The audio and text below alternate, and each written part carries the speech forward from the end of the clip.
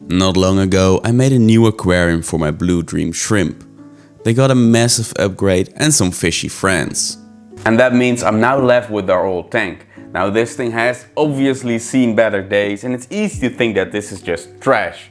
But I keep quite a lot of scraps around from other projects. For example, I have some scraps of geotextile here, some sponges, some leftover rocks, quite a lot of materials. So for today's video I thought it would be a really cool idea to try and make something in this tank completely out of scraps. Don't buy a single thing, in the hopes that we can make something completely for free. The first thing I had to do before I could do anything was clean out this old tank.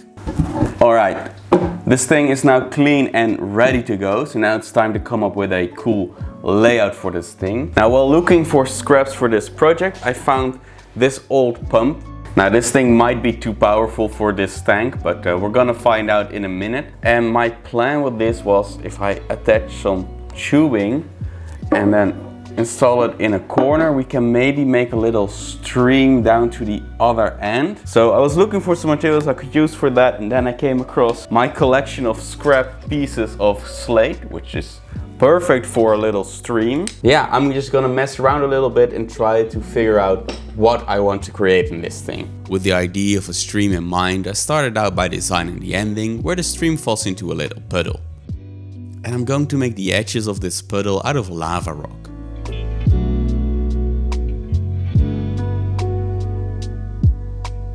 I've been messing around with this tank for a little while now, and I figured it might look way better if we modify the tank itself. So I'm gonna cut the front panel in half, and the side panels I'm gonna cut at an angle, I think.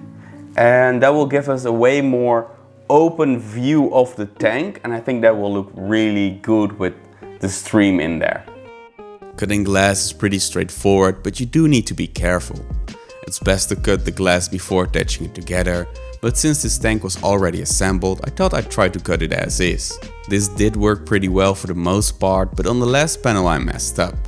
Having a crack like that completely messes up the tank. Now I could remove all the silicone, cut a new plane and reattach everything together, but after looking through my scrap pile of glass, I thought it might be a lot easier to just make something entirely new. While assembling everything, I had to be very mindful of the silicone. In order to complete this challenge, I had to use some leftover silicone from a previous project. It wasn't a whole lot, but it was enough to assemble the tank. And once it was assembled, I left it to cure overnight. The next day I cleaned up the silicone and combined scraps of EVA foam to support the tank. Back inside, I used filter sponge and PVC board to make a little box for the pump.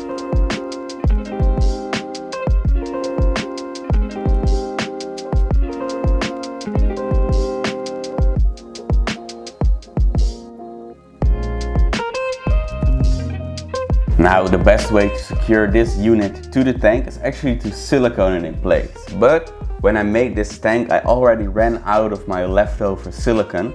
Now obviously I could just buy some new silicone and secure it into place, but I'm trying not to spend any money. So rather than siliconing it in place, I'm gonna use some more super glue. It's not the prettiest solution, it's not the strongest solution, but it should be strong enough for what we're trying to make here.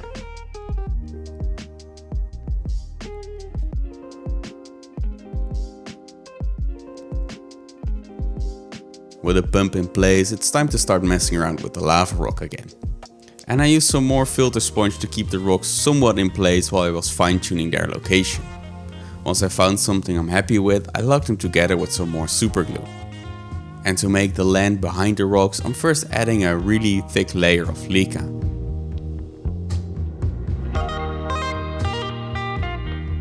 And the cracks between the rocks get a few little bits of filter sponge in between them to stop the leca from seeping through. Next, I continued working on our pump. It's going to be a bit of a weird setup, and in all honesty, it's not a viable long-term solution. The way I'm setting it up now will completely cover the pump, making it very annoying to service it down the line. Foreshadowing. Anyway, what I'm doing here is I'm first getting a thinner piece of tubing into the pump. Then I'm covering everything in some filter sponge, and then I get this slightly bigger piece of tubing with an elbow attachment and I'm sliding it through the filter foam and over the thinner piece of tubing. I then covered the leca with some geotextile fabric and added a bunch of sphagnum moss to start building up topography. I chose sphagnum moss since it won't have a problem with being constantly wet, and I have a lot of it left over from when I built my frog's Terrarium. And from that same build I also have a lot of this slate, which I'm going to use to build up the stream itself.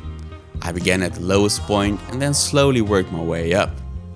Near the top, the stream became a bit tricky to build as I only have so many good pieces to work with. But once I filled up the tank and turned on the water, I could see that it didn't work. The water doesn't even flow halfway and instead just seeps through the cracks between the slate. Usually I'd use spray foam to help close the gaps and encourage the water to flow over the rocks. But for this challenge I didn't have any available. But I do think I came up with a decent solution. I have a little bit of filter hose left, which helps me to shorten the stream. Sure, this isn't as impressive as a really long stream, but this does mean I can use my good pieces of slate to run the entire length of the stream. And while redesigning the stream, I left the pump running so I can see how every piece affects the flow of water.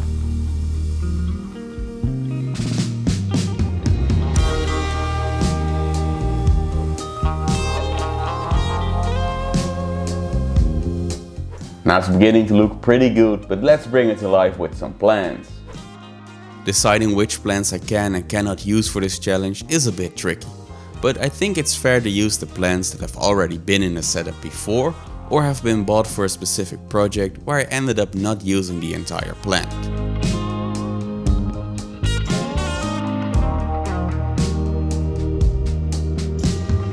And on top of these plants I also went outside and collected some moss from my garden.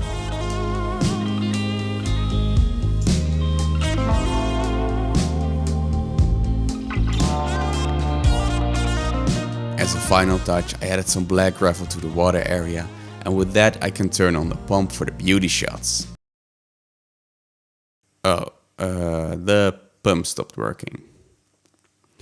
This means I now have to disassemble the entire right corner to check whether the pump broke or is just dirty. The lesson here is to always make your pump easily accessible. And luckily for me, the pump was just dirty.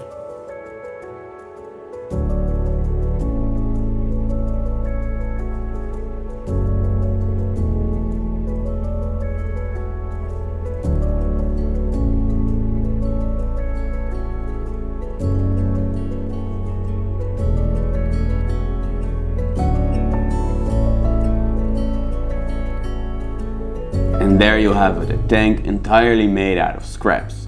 Now I think it turned out pretty well given the constraints of this setup, but if I was allowing myself to spend a little money on this setup, I would definitely change quite a lot of things about it.